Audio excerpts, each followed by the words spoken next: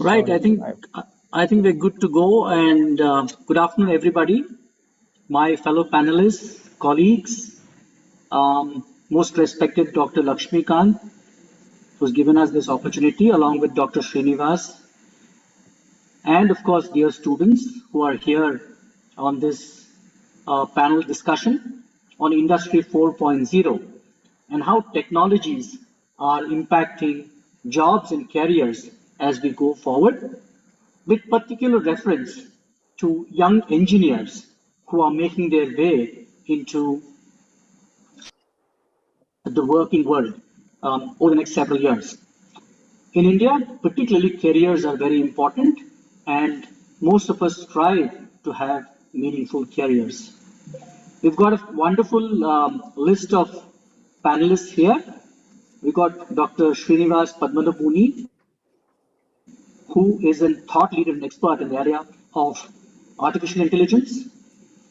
Dr. Rahul Dighe, who is again a thought leader and expert in the area of supply chain management. Dr. Achar, who spent several years an expert in the area of human resource management. Professor Ravi Shankar Iyer, who is worked in many large corporations in the finance area, while he's an engineer, and he is an expert in the area of fintech or financial technology. Professor Shankar is pretty much an expert in the area of business analytics and has been the CEO of a couple of companies. Professor Anand Popli is the director of corporate relations here at Dayanand Sagar University. And of course, I am the dean for the MBA program at Dayanand Sagar University, the PG programs. Something common to all of us is that in some more ways than one, we've all been associated with technology. Most are engineers and have then gone into the area of management. So we're here to talk about how technology, I repeat, is impacting jobs and careers in an era that we may call Industry 4.0. So Dr. Padmanabhuni, I'll go to you first. And my question is, if we take the case of Intel, the push beyond traditional semiconductors signaled that Intel was positioning for new growth. The firm even sponsored an Industry 4.0 informational series to shape the agenda around next generation technologies and their implications. Company executives reasoned that the emerging future would be more interconnected and data driven than ever, requiring proactive digital convergence strategy, robust AI capabilities, and of course related machine learning capabilities were central to this design. But acquiring and developing leading edge technology is different from winning wide scale adoption. Where do you think Industry 4.0 is taking us in terms of jobs, careers, and the future? Thanks, Professor and Captain. It's pretty timely that you raised this question because, just yesterday I was giving a webinar exactly on this topic to some of the northeastern, we can say, eastern countries actually, Sri Lanka, Malaysia and all. And the topic was exactly that, how AI and related technologies are related to job creation. So I'd like to share a small presentation, which will be the basis of my talk. So let me assert one very common, misunderstanding people have, which is that AI is out there as a new beast. Is it going to kill jobs? Is it going to create jobs? Is it going to help in this digital transformation? But the fact of the matter is, the statistics shows from an overall perspective of jobs. Don't take it from a perspective of AI or any technology. But today we are in a world where technology is transforming our lives day in, day out. And we are in the midst of what we call as digital transformation. And the perfect example is the way we're carrying out this particular conference, right? If it had been some other time, we would have been in a physical room, having a physical panel discussion with maybe a few of us in some high chairs and others in the audience. But think about now what happened with digital transformation. We're seeing everything transformed. So companies across the globe, let me tell you, we used to have a tough time at Infosys discussing with HR on work from home policies. And we used to say, okay, maybe we should allow 2 days in a month, work from home. What happened to all that? Today, every company out there is able to make its process run, work from home. Digital transformation is here to stay. And when we're doing that, there is one more key thing that is happening, which is that job structures, what you call as definitions are changing. So Curve report is very interesting. Now, this is something not to scare people, but think about 65% of students will work in jobs that do not exist today.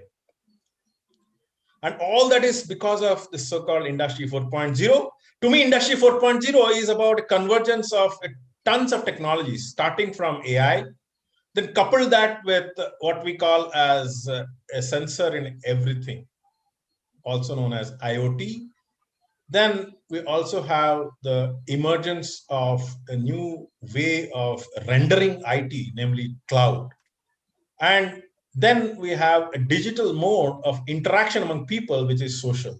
So when we talk about all of this, we also need to understand that the way people interact with technology is also changing with emergence of mobile. So when we talk about Industry 4.0, it's about AI, it's about making sure that we interact with mobiles. We talk about software rendered on cloud. We talk about digital transformation by data at the center. And we also see the role of how ambient intelligence can be captured with sensors everywhere, right in smart city, right to smart home, right to smart classrooms, everywhere. When we have this conglomeration of technologies, AI plays a very central role. It plays the role of what we call as the orchestrator. We have IoT, we have all of these cloud technology, but AI is the orchestrator. Why? Because it is the one technology which is talking about bringing intelligence to the way we carry out our work. So let me tell you what the basic new kinds of jobs that are created by AI. Don't be scared with this slide. This is going to be a wonderful slide, which I will talk you through. It is talking about the real transformation of jobs and the new jobs that are going to be created by AI while it is pursuing the track of digital transformation. So let me take you one simple concept here, which is that each of these are non-existent jobs as we talk about today. So to start with, I'll talk about one at a CXO level. Today, almost every big company is talking about a chief AI officer, primarily from the perspective that how they can use AI in their digital strategy, how Industry 4.0 in the form of AI-driven business transformation can be adopted for highly, what you call as, you can call it for the sake of innovation and bringing differentiation to your products and services. So with that, let's start with Chief AI Officer. Then let me talk to some of the interesting job definitions given here. We're talking about, let us say, there is something called as man-machine teaming manager. Amazing title, but that is the future of HR, where we will be speaking about human resources combined with robot resources working on a similar job hand in hand. There we need to have proper HR resource who can manage both mans and machine together. Think about it. Personal data broker. This is something, it is going to be like data will have a marketplace. Just like we're trading stocks, we're talking about trading data. Think about it. Let us call another area here. Let us say AI-enabled healthcare technician. Today, if we look at healthcare, nobody talks about all the radiology, everything being done by radiologists. The way it is currently pursued is it is entirely done in a manual inspection, and a radiologist goes and flags off X-ray whether it is having cancer or no cancer. But tomorrow it will be AI assisted. It will be having already at some kind of diagnosis preferred or referred by an AI program, which he will refer and maybe certify.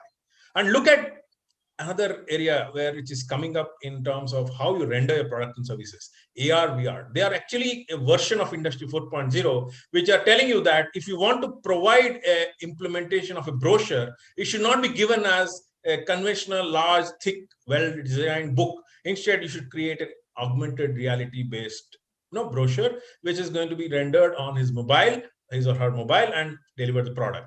Think digital, everything, right from, you see, so that's what we're talking about. Then let me come to the business side of things. We see there is a lot of work happening in the world of what we call as ethical AI and responsible AI. So we need people who can work on data ethics. So we call them data ethicists, whose work is to look at legal dimensions of when we're working with AI, are we doing things right, etc.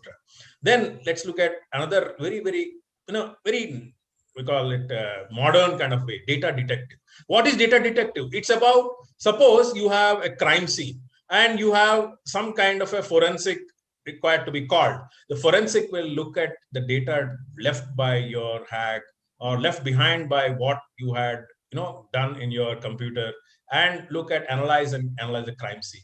So all I'm talking about is there is a huge emergence of transformation of the job role, job structure with adoption of AI. So I would say that digital is going to be a transformational, enabler of the way business is carried out. To enable that, we need newer kinds of skill, and to commensurate with the kind of transformation we expect in jobs, which are going to come in the future, which we may not even have foreseen. I wish all students pursue a diligent choice with AI and data-driven business transformation as the core of the skills they'd like to pick up. Because those days are gone when we had people who are business leaders who said, oh, I have a strategy who based on my expertise in the domain, I'll help. Doesn't work. Today, businesses have to take a recourse to data-driven decision-making, powered by powerful AI algorithms, etc., which is at the center of all the digital technologies, which is powering the core of Industry 4.0. So there may be technologies like AR, VR, or IoT, but let me tell you, AI is the orchestrator. So with that, I would urge strongly every one of you to be prepared for this upcoming wave or the tsunami of AI-driven transformations which are happening in the job sector. And I wish all of you a prosperous, data-driven learning and future. Thank you.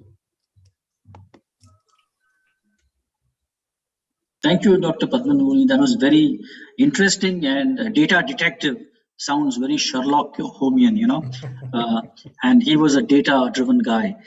Thank you, and it sounds very interesting that you are urging a lot of engineers to look at artificial intelligence and how would you, as an orchestrator in managing several things. Thank you, Dr. Dighe. Two things. One is, of course, the mastery of Walmart in remaining as one of the top companies in the globe lies in the area of supply chain management and how they manage it. I also want to talk you through a short case of a company called Bossard AG from Germany. And in 2016, they were struggling. They were a leading wholesaler and supply chain service provider for fasteners. Its business model aimed to improve efficiency of clients in manufacturing operations by applying Industry 4.0, and they really took off from there. So what are your thoughts? Companies like Walmart, of course, have proven that it's very important to be very strong in supply chain management. But more importantly, small companies like, say, Bossard have used Industry 4.0 and technologies in ramping up operations and becoming market leaders. Your thoughts, please. Yes, so a couple of things to start with. One, of course, I think we should look at the way business models or structures of business are changing much faster today than they were earlier.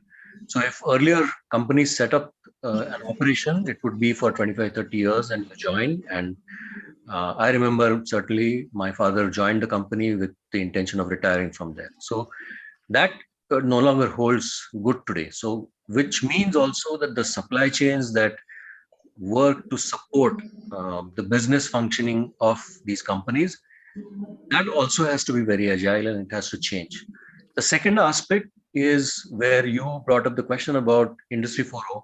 Now, out of the 4 or 5 major components of Industry 4.0, where actually supply chain management benefits a lot. One is real-time detection of locations of parts, which are maybe RFID enabled, essentially using real-time sensing for where material actually lies.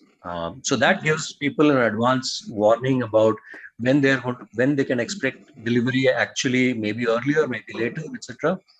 Second is the part of AI, and the part of AI comes in where new techniques now today are being deployed and employed within supply chain management to again detect patterns in data, patterns in data, which we are talking about, millions of rows of data. When you can find patterns and make inferences, you can also use social media data to make inferences about buying patterns, consumer preferences, etc. So the entire thing is sort of coming together in on the platform of through Industry 4.0. So and of course, what is given today is everyone is moving to cloud, which is an important part of Industry 4.0. The third part, of course, is analytics, which goes hand in hand with AI. So all these technologies were used in silos. AI was maybe not used for supply chain management, analyzing data. That is happening now. But with Industry 4.0, there is a synchronization of all these technologies, evolving technologies, which are coming together. Now, when it comes to if I'm a student, if I'm a participant attending this session, what would I want to know? I think what I would want to know is this something, does this mean that I need to become a technologist to know what to embrace Industry 4.0? No. Clear answer is no. It is essentially being just technology aware. You need to know what technology can do for you, specific technologies can do for you. And as a manager, it is something that one cannot shy away from. Today, everything, you will hear the term that everything is going digital. Along with that, if you are talking about supply chain management, or which relates to either retail or e-tail and manufacturing industry, there is a tremendous increase in use of technologies, that is advanced technologies. But again, as managers, you only need to know how to use these technologies. So the simplest example I give is if you know how to use advanced features maybe in Facebook, then that makes you a fairly good candidate for learning some of these technologies at the level to which you need to know them. So 2 messages from my side. One is you cannot go away from these technologies, and they are not scary, right? So with that, I will stop. Good, thank you so much. And so you ended by saying that technology today is all pervasive. I think that was the message that Dr. Padmanabhuni gave as well. But technology need not scare us, and we must understand how to work with technology. And I think it is very important again, I would bring home the point or drive home the point that young engineers are in an advantageous position to look to the future in securing meaningful careers and jobs. Good, thank you. And I will sort of take my next question to Professor Ravi Shankar Iyer. Ravi, you have been, in the fintech industry, you've dealt with banks, you've been an investment banker yourself. I want to bring forth a short case from Citibank, where Citibank's consumer banking business drove hard to capture the impact of emerging fintech technologies and its impact on consumer banking behavior. And today we are seeing financial technology or technology impacting finance a great deal, so much so that people are saying bring finance back into the technology. So do you think this is the future? Do you think we're going to see a lot of technology impacting finance as we go ahead forward? Please give us your thoughts on this. Very much, sir. Thank you, Captain. This is a very, very interesting question. So the question, if you ask me, is why does technology impact finance and vice versa? And the answer, if you go back to the root, is finance, the underlying asset is something cash, which is already digital. Most of the other industries have something which is physical assets. So if you have that as the concept, fintech as we know it, right, which is basically um, technology that is leveraged for finance, is actually not very new. I know we hear a lot more about it because it is associated with the startup ecosystem. But fintech has been around since the 1870s, when the first undersea cables were done, the first telegraph was done till 1967, the first ATM, right? So what you see is technology is enabling the push out of services to the consumer. Okay. What then transformed from the 80s obviously was, you had more digitization with mainframes, right? And then the servers technology came in. So more and more services the consumers started seeing first as information. Then in 2008, after the financial crisis, the right time, a lot of smartphone technology became much more prevalent. So what happened, if you look at even the history, Apple Pay, Google Wallet came around 2011, Apple came in 2014. So what has happened is now with the smartphones, you had to transform your finance much more faster so that it could meet up the needs of your customers. So the transformation from 2008 to current is what they call it as FinTech 3.0. And what is happening in the emerging markets, because they didn't have a legacy of investment in so much of the infrastructure, is 3.5. Yeah. So going back to the point is, the startup ecosystem came big because they started leveraging the new technologies, as Professor Srinivas and Professor Digge talked about. But more importantly is the monolith systems, which were on mainframes, decomposed into a digital value chain that could be pushed out through, starting with the client server technologies and now with web technologies. So essentially, you folded your entire finance value chain into a technology path, and that end of the technology path was in the hand of the consumer. Now, all of us, I'm sure, not just the panelists, the students, we do most of our financial activity on a smartphone or a laptop. I doubt, not just these times, that few of us would actually go to a branch or go to a broker to actually do their activity, right? So what has happened is, to going back to the original question, yes, technology itself has been extremely instrumental, the bedrock of transforming the finance function and the financial markets. The financial markets were digital, but the acceleration that has happened in the last 3 to 7 years is just remarkable. And I think to the point, Professor Srinivas, there's going to be jobs that people are not studying for now. So I would say the three things that one needs to keep in mind.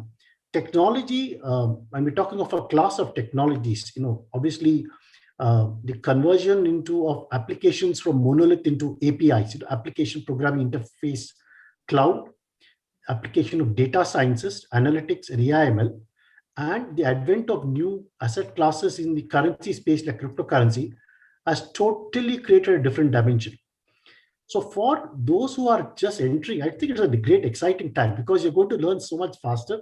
You're going to have a career which is going to be absolutely different. So I would say the key industries which are actually seeing this transformation, not just the city ones that Captain you mentioned, banking, is the emergence of cryptocurrency itself as a business line. Then you have the investment and savings, which we will see a lot more of that in India. For the reason is, India is slowly accumulating wealth, which you see the US and the other Europeans have done it for generations or centuries, right? So investment management, asset and wealth management is transforming, and which will leverage a lot of jobs in the fintech space there. And the second reason why fintech has taken off is because you're no longer reliant on a bank. Regulators have stepped in and told that anyone can actually build that. So you have the emergence of fintechs who offer you everything, right? Even in India, you see the Neo, right? If you see the advertisements of the Neo app, it says we can onboard you in 100 seconds. The backend is probably, I don't know which bank, it's Federal Bank or some other bank, but you don't need to know which is the backend bank. And that's what is happening, not just in the banking, but investment area. Machine learning and trading, impact on trading is very significant. And payment systems and insurance. So the whole complete business of financial markets, financial services, though they're traditional, is transforming leaps and bounds because the technology itself is the underpinning. And the adoption is, while it is fast, we still just probably even 10-20% way there. And the advent of cloud meant that you don't have to rely on yourself running systems. You have an idea, you build it, and somebody else hosts it, somebody else runs it. So I think from a student's perspective, this is a great time. You could be a technologist, but you need to understand the ecosystem. You need to get a sense of fintechs. You need to then, it can be in any industry, whether it's a vertical, as I mentioned, or a horizontal, as supply chain, for example, as Professor Digge said. But you need to at least, as they say, the T, right? You need to have some specialization, but you need to understand the top of the T. You need to understand the entire thing. And that's what I think what I think is an MBA education and DSU kind can provide, because you get the pieces that you want to build and be ready for. So in short, it's a great, exciting time. The jobs, I think, those are tracking the technology services industry, right? Both just in India, but elsewhere. There's a shortage of skills. And people with skills are being recruited very, very heavily, just because there's not enough for folks in the data analytics, so folks who understand even basic AI, ML, or those who can run, cloud, manage cloud systems, or build program full stack. Yeah, so I think the opportunity is really on what people want to focus on, but job opportunities are plentiful in the finance space, in the fintech space. And this is an area that I think people who are new can learn as fast and be ahead of the curve than any one of us sitting in the room. And I think that's what makes it, right? We don't have any special advantage to anyone. If you have a computer, you have access to an education, like, set foundations, you can actually be the next, I would say, I would not hesitate to say you could be the next Steve Jobs, or you could be the next Narayan Murthy, or any of the pioneers. Yeah. So that's my perspective. Yeah. So I think Citi is one of the pioneering banks from adoption of technology. And I think if they are facing the challenge, then I think this is a great, exciting time, because anyone can come and make a change to their immediate world and also globally. Brilliant. And I think some time ago you were making the point of how not major banks are nibbling away at businesses that major banks have because of the digitization of banking and fintech and so on and so forth. And also you brought home the point that while we have technology, folk need to understand the business angle to technology and how it's applied and used. Thank you so much, Professor Iyer. Thank you. So we'll go to Dr. Sriharsha Achar. Dr. Achar, technology has been perhaps the single most important intervention in knowledge workers' performance as we know it over the past couple of decades, and the knowledge worker as against the manual worker. The advent of personal computers, personal productivity software, personal digital assistants, mobile technologies, and other applications for the support of knowledge work has transformed how we work completely. Could you share your thoughts on this, and what is the future of human resource management, and how do engineers fit in here, please? Right, engineers. The short answer to that is the engineers fit into it because of the logic that they bring to the table. Having said that, to take a cue from what Professor Ravi Iyer said, you're right, Professor Ravi. I haven't stepped into a bank branch for the last 15 years. That's how technology has evolved there. Whether it is, I bank with two banks, HDFC and Citibank. Never stepped into a branch bank so far. Everything comes home. Everything comes home, or everything is on the system or on your phone in today's context.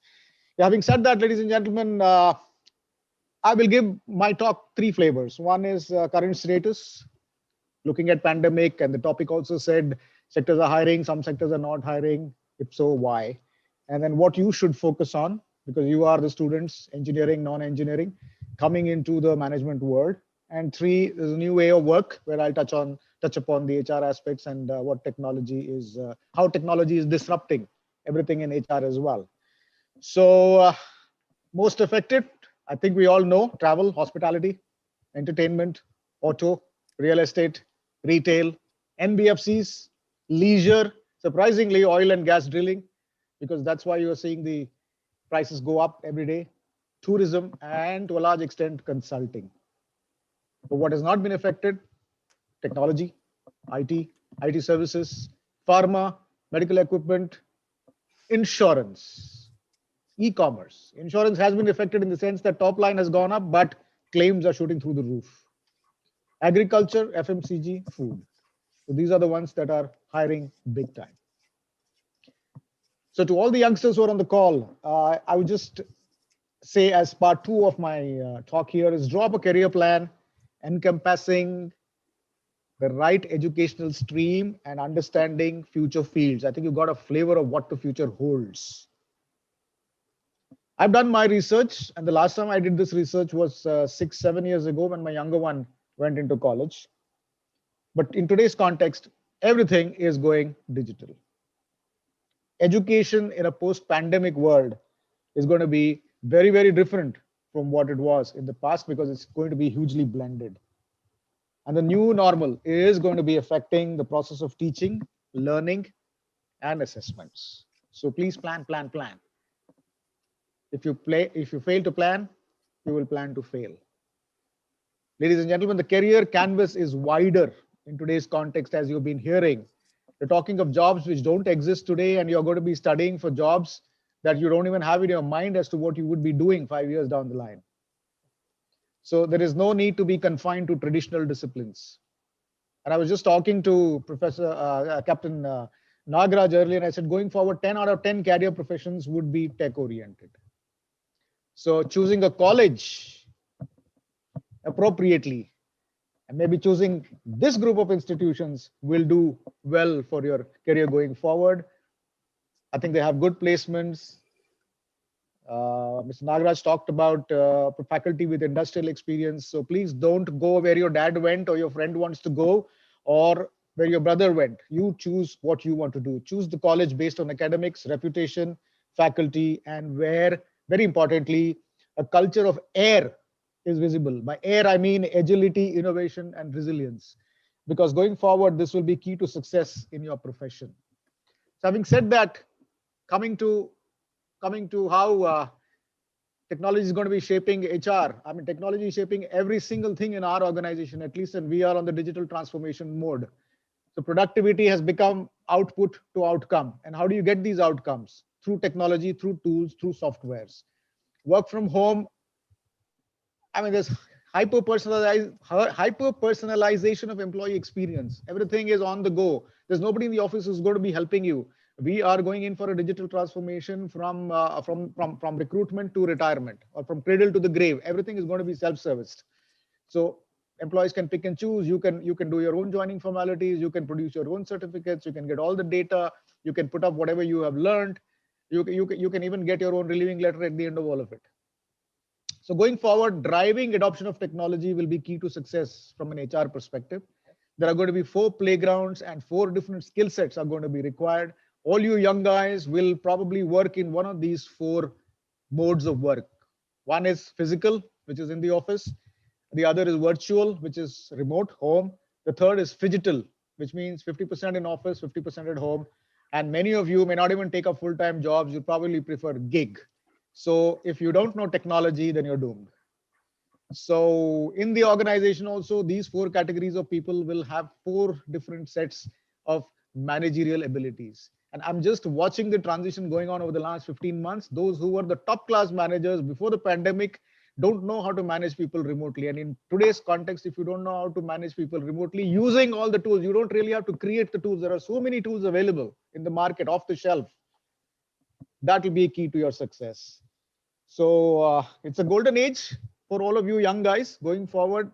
AI, machine learning, and what have you. I mean, I'm talking about things in our organization which, apart from HR, claims process is completely automated. Your underwriting process is completely automated. We have so many criminologists and forensic experts who use all the data and data analytics to see and pinpoint which hospital or which agent or which employee is doing some fraudulent behavior. So that is the extent to which technology has gone. Ladies and gentlemen, we're looking towards a golden opportunity for all the youngsters who are coming into colleges, not necessarily this particular institute, any institute for that matter. the bottom line is the same. If you are in friendship with technology, then it could take you places. Thank you. Thank you, Dr. Achar, for giving us that perspective on human resources and how what is the direction that HR or the knowledge worker is taking as we go ahead. And you also mentioned the gig economy. And yeah, I don't know. The gig economy has been around in the Western world for a little while. It's a little new to India. How well our youngsters will embrace the gig economy is something to be seen. Particularly people who have gone into higher education and so on and so forth. But it's an interesting thought, and thank you for that. And you're also, of course, you mentioned agility. I think it's a very important aspect. And in fact, Mr. Narayan Murthy was saying some time ago that the two most important competencies people need to carry are adaptability and agility as we go forward. Speed in making decisions are very important. Thank you. Professor Shankar, thank you for being so patient. The question to you is, General Electric's transformation from an industrial manufacturer to an industrial analytics giant has taken a decade. It started in about 2010 when Jeffrey Immelt decided that GE, a hardware maker, needs to be more capable in software and analytics. It documents the realization of the potential for big data and analytics for customers to which GE has sold industrial equipments for decades. You have been in the manufacturing industry and then moved to IT, one of those rare cases. And today we're talking about predictive maintenance and so on and so forth. What are your thoughts on the use of analytics and the use of data and how they're impacting the manufacturing industry and several industries, in fact? Thank you, Captain. Thank you, all the speakers before me. Listening to all of them, what I wanted to say, I've changed completely. Yeah, GE as an example I'll take, but before that, I want to just highlight one thing. If the human body were to work as efficiently as the industries that we have around us, no human would survive beyond 6 months. I would doubt it. Look at it. We are alive. Our sensory and motor nerves are active all through. Data exchange is happening in real time profoundly. Without that, we would be dead. So what I mean to say is that there is a tremendous gap between what current industries are, where they need to go. So that's a huge opportunity. Another aspect Dr. Srinivas Prabhuni highlighted is 65% of opportunities that are likely to come, we are not even aware. That only says we need to adopt using your technique AIR, Professor Achar. You need to be alert, innovative, and responsive. This cannot come about by learning. We all start with MBA, whatever course, but that's not end. Life is constant learning. Learn from the living forums where we have everything, analytics, intelligence, whatever you call. Otherwise, we won't survive. So about GE, we all know what GE is, but many are forgetting. My father bought only GE bulb. Today, nobody thinks GE manufacture bulbs, okay? They have moved away from being everything to everybody. They had, consumer goods product. They sold to a higher. But thanks to Jack Welch and the team, they realized the importance of IT. They went in a big way. They even imagined outsourcing to India. I think Infosys did, but their only thing is year on year, you reduce 7%. Today, GE has focused a lot on AI, analytics, and digital transformation throughout their organization to make themselves very efficient and not only add shareholder value, provide customer a lot of advantage. It's a huge engineering, finance, plastic, some of the divisions they have let go, but it's a very diverse organization. Its strength and ability to survive in adopting digital transformation. And one of the examples, of course, it will become a big case study. All employee self-help is organized through AI mechanism.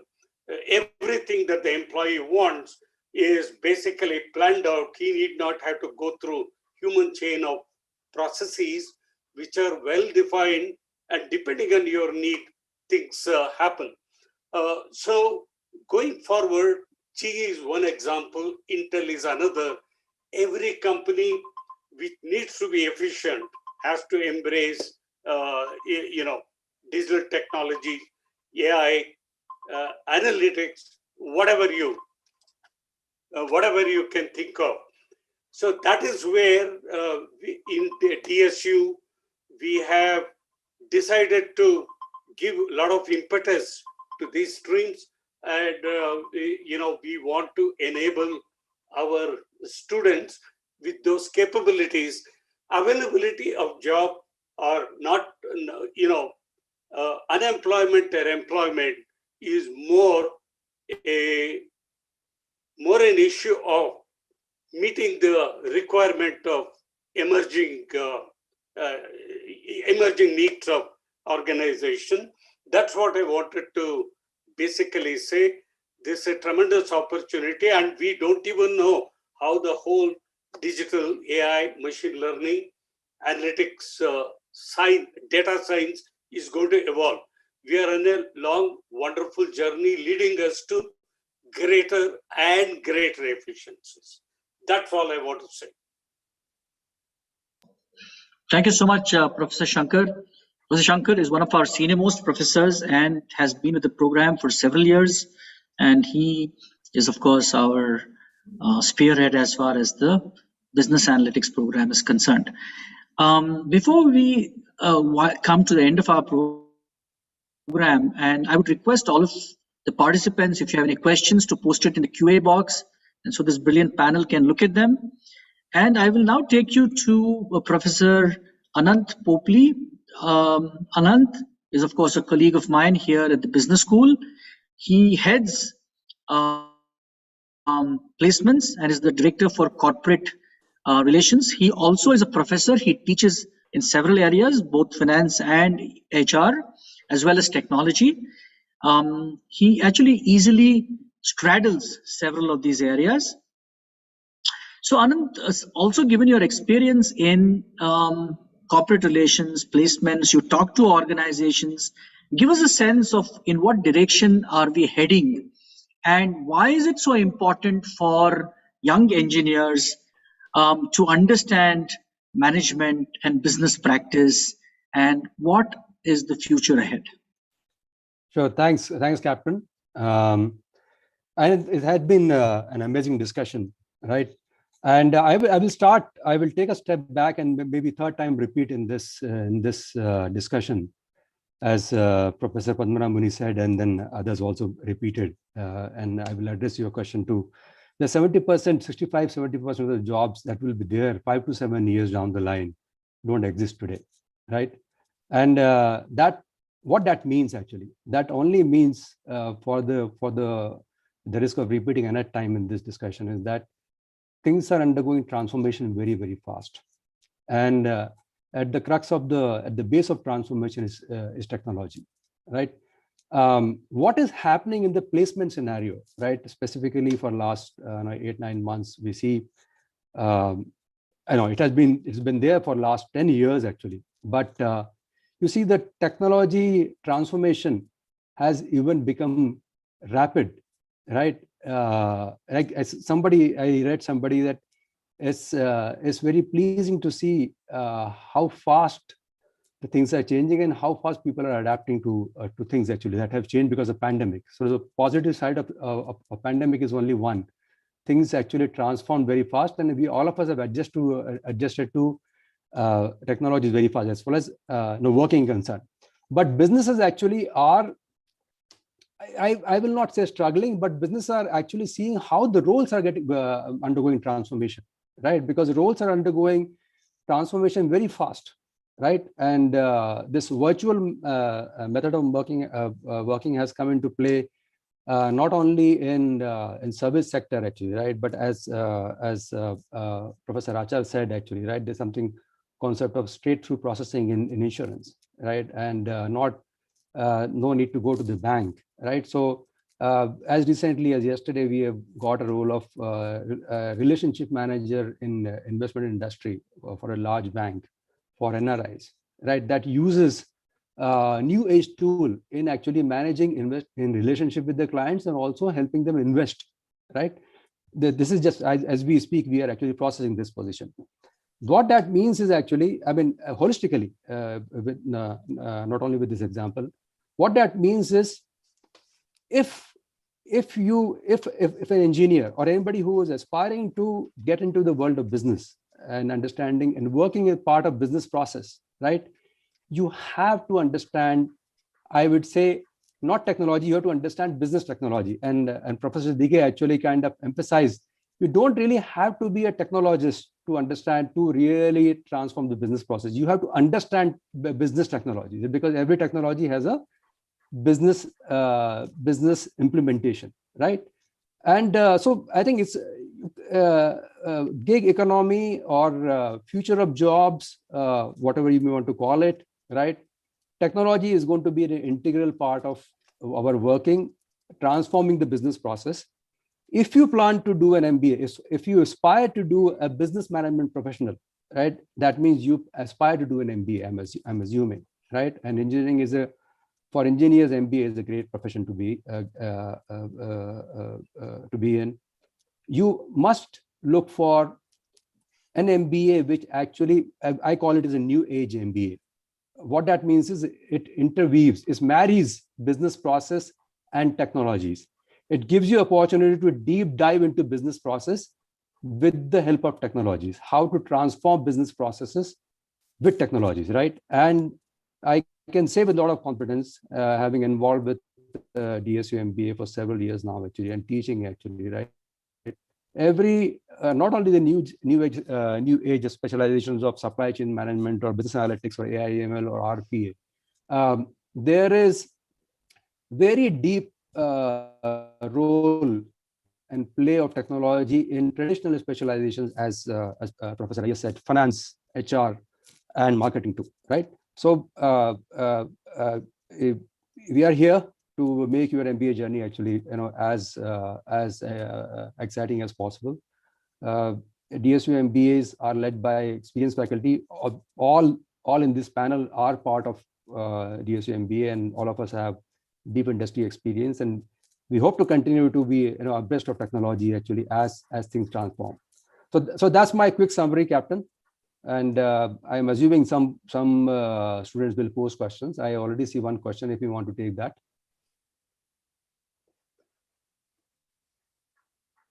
Shall I read out the question, and or do you want to? Yeah, you go ahead. Yeah.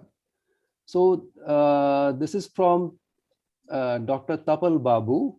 What level of technology readiness is required for India to grab maximum opportunity in dynamic business environment at national and global level? So shall I pass it on to Dr. Padmanabhani, or? Yeah, I think that would be good. Dr. Srinivas, Yeah. So here is the deal. When I talk about capturing opportunity, I just want to highlight one very, very recent story. This is as late as yesterday. Our Honorable Prime Minister tweeted that, the vaccination program, which reached 86 lakhs yesterday, was supported by an IT platform called CoWIN. And the icing on the cake is that now CoWIN is being sought by 20 plus countries to run their vaccination programs. So that is, I think, the power of technology. So in fact, you must have seen a popular WhatsApp forward where the US acknowledgement of vaccination was a small paper slip saying that so-and-so person vaccinated, watch dose done. Whereas if you look at the CoWIN acknowledgement, it's an IT-driven app. So that's a classic example. not to say, but then I look at the other dimension, which is about, let us say we're talking about, couple of you mentioned about neobank, right? The new age banking. So let me tell you, one of the biggest advantage Indians have had in moving, you can say, without legacy in banking, has been the fast pace with which the digital banking has been adopted, will be adopted. And today, let me tell you, in the payment systems and digital payments, we are the leaders in the world, and not even US, not even Europe is anywhere close. Maybe South Korea is probably closest, but China may be closest. But I think the opportunity of not having legacy and being able to contribute to digital solutions, solve our problems, can also be, and also not to mention, like GE's, the 2,000 rupee ECG machine discovered right in Bangalore, Jack Welch Technology Lab, as an example of reverse innovation. I think India has a great chance. Example, I tell you, COVID window vaccine management solution. GE's reverse innovation, example of ECG. AI solutions here, I'll give you some examples of world-class AI solutions being built out of India. There's a company called Sigtuple, which is building very, very cutting-edge medical, what you call as, it's like a diagnostic solution, Sigtuple. Worldwide, it's building for the world. It's not building for India. So I think age has come, it's the right time, and I think opportunity is there. And the lack of legacy is our biggest asset.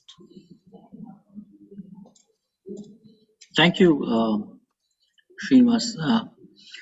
We have a question from Danish Ayub, and he asked a pretty interesting question. How well does the Masters in Engineering Management, MEM, help an engineering graduate to bridge the gap between MBA and MTech? And what is the scope in the upcoming post-pandemic times? So I assume this MEM program, which I actually have not come across too much, is mostly technology with a dash of management in it, a few subjects here and there, which now happens in several, particularly in the IITs and so on and so forth, where they have few management courses. So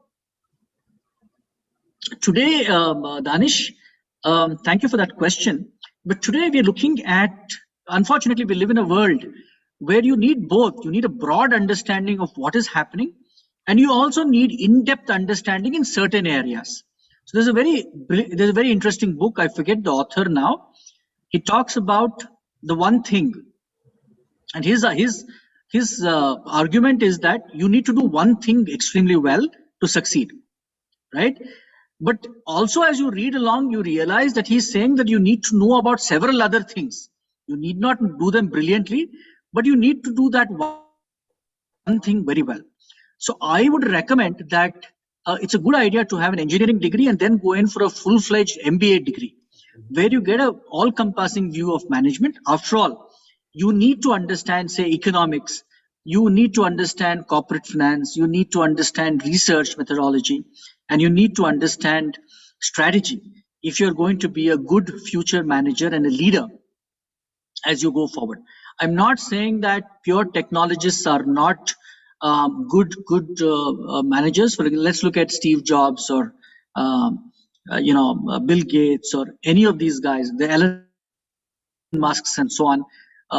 But then they are geniuses, right? But by and large, I would suggest that you have a depth of understanding in a technical area while you understand business across in a longitudinal framework in a broad sense.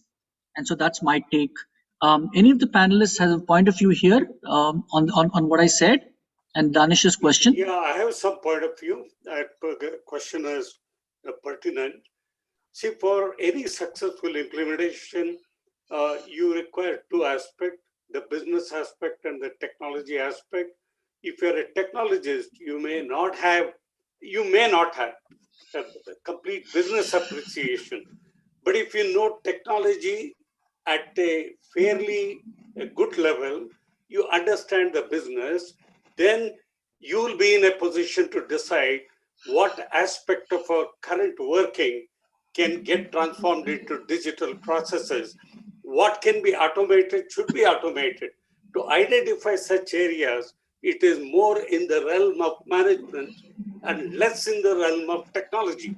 But can we do without technologies? No, because what the management, people who bring management perspective, that has to be implemented effectively, you require technologies.